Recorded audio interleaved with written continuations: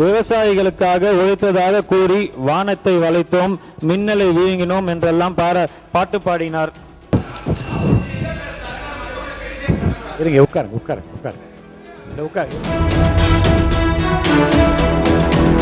மாண்புமிகு சட்டமன்ற உறுப்பினர் வசந்தம் கார்த்திகேயன் அவர்கள் பேசுவதை விட கண்ணியமாகவும் கன்னி பேச்சு பேசிட்டு இருக்காரு தெரிவிச்சுக்கிறேன். கடந்த நாட்களில் பட்ஜெட் குறித்தான விவாதத்தின் போது திருவண்ணாமலை மாவட்டத்தை சார்ந்த சட்டமன்ற உறுப்பினர்கள் விவசாயிகளுக்காக உழைத்ததாக கூறி வானத்தை வளைத்தோம், மின்னலை வீங்கினோம் என்றெல்லாம் பாட்டு பாடினார். கடந்த ஆட்சியின் முடிவில்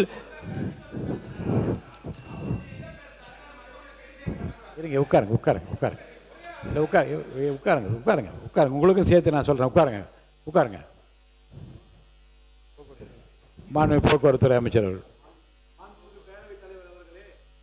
அவங்க மாண்புமிகு சட்டமன்ற உறுப்பினர் வசந்தம் கார்த்திகேயன் அவர்கள் பேசுவதை விட கண்ணியமாகவும் கன்னி பேச்சு பேசிட்டு இருக்காரு தெரிவிச்சுக்கிறேன்.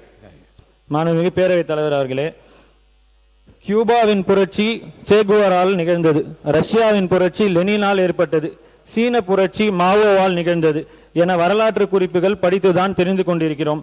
ஆனால் தமிழகத்தின் உண்மையான சமூக நீதியின் புரட்சி 2026 மாண்புமிகு முதலமைச்சர் அவர்களால் நிகழ்ந்திருக்கிறது. அதுவும் நாம் வாழும் காலத்தில் நிகழ்ந்திருக்கிறது. இதை விட என்ன வேண்டும்? இதுதான் மாற்றமா என்று கதறுவோர் கதறட்டும். இதுதான் மாற்றம், தலைமையிலான மாற்றம். இனியும் மாற்றுவோம். அண்ணாமலையார் அருளால் மாற்றிக்கொண்டே இருப்போம். சிலந்திகளை போல் கூடு கட்ட விரும்பினால் இலைகளில் நூல் எடுப்போம், கிளைகளில் வீடெடுப்போம்.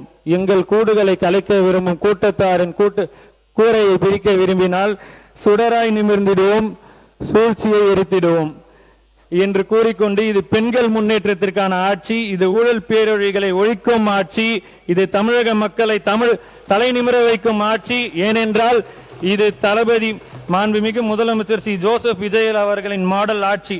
வாய்ப்பிற்கு நன்றி கூறி விடைபெறுகிறேன். நன்றி, வணக்கம்.